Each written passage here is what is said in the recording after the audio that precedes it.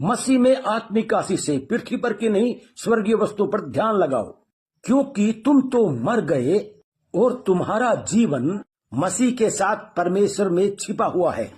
जब मसीह जो हमारा जीवन है प्रकट होगा, तब तुम भी उसके साथ महिमा सहित प्रकट किए जाओगे।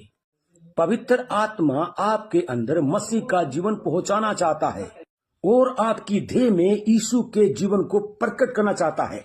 इस तरह वह आपको इस योग्य बनाना चाहता है और आप उसी तरह जी सकें जैसे यीशु पृथ्वी पर अपनी देह में जिया था। इसका प्रमाण एक यह होगा कि आपका मन स्वर्गीय बातों में लगा रहेगा। आमीन।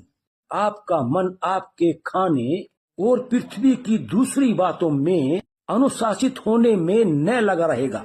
आप उन बातों पर ध्यान देने वाले हो जाएंगे जो ऊपर है। सच्ची पवित्रता वहां से शुरू होती है। आमीन।